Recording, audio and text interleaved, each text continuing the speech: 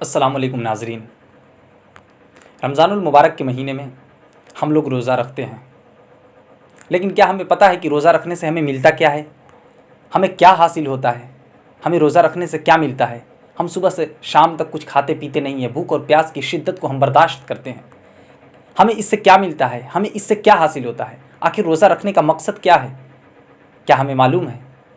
तो आइए इसका जवाब हम कुरान से पूछते हैं। कुरान कहता है, या अय्युहल्लज़ीना आमनू कुतिबा अलैकुमुस्सियामु कमा कुतिबा अलल्लज़ीना मिन क़ब्लिकुम लअल्लकुम तत्तक़ून। क्या ए ईमान वालों, तुम पर रोज़े फ़र्ज़ किए गए जैसे कि तुमसे पिछलों पर फ़र्ज़ किए गए थे।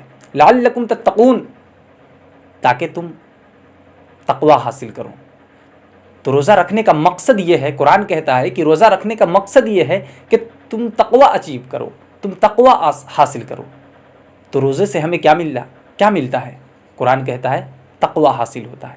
लेकिन ये तक़वा है क्या? क्या हम जानते हैं ये तक़वा है क्या? ये तक़वा किसे कहते हैं? तो वक़ा यक़ी का माना होता है बचना। तक़वा का माना होता है बचना। किस चीज़ से बचना? तो हम कलमा पढ़ कर के हम मुसलमान हुए हैं। जब हमने कलमा पढ़ा, अल्लाह को एक माना, हज़रत मोहम्मद मुस्तफ़ा सल्लल्लाहु अलैहि वसल्लम को अल्लाह के हमने रसूल मान लिया, तो मेरा रब हमसे राज़ी हो गया। तो जब हमारा रब हमसे राज़ी हो गया, तो अब हम कोई ऐसा काम न कर जाए जिससे वो नाराज़ हो जाए। तो उसके नाराज़गी से, उसके गुस्से से, उसके गज़ब से, उसके हुक्म के तोड़ने से ये बचना, ये तक़वा कहलाता है। ये तक़वा है कि उसके नाराज़गी से हम बचें, उसके गुस्से से बचें, उसके गज़ब से बचें। ये तक़वा है। तो हमें रोज़ा रखने से यही तक़वा हासिल होता है। हमें रमज़ानुल मुबारक के महीने में भूख और प्यास की शिद्दत को बर्दाश्त करने से हमें तक़वा अचीव होता है, हमें तक़वा हासिल होता है। और यही हमें प्रैक्टिस कराया जाता है कि सुबह से शाम तक हम कुछ खाते नहीं, कुछ पीते नहीं। खाना सामने मौजूद है, हम खा नहीं सकते। क्यों नहीं खाते? इसलिए कि अल्लाह का हुक्म नहीं है।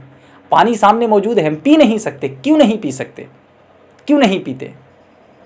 इसलिए कि अल्लाह का हुक्म नहीं है। तो यही हमें तक़वा, खौफ खुदा हमें हासिल होता है। हमें यही प्रैक्टिस कराया जाता है। तो हमें रोज़ा रखने से तक़वा अचीव होता है, तक़वा हासिल होता है। यही रोज़ा रखने का मकसद है और यही हमें कुरान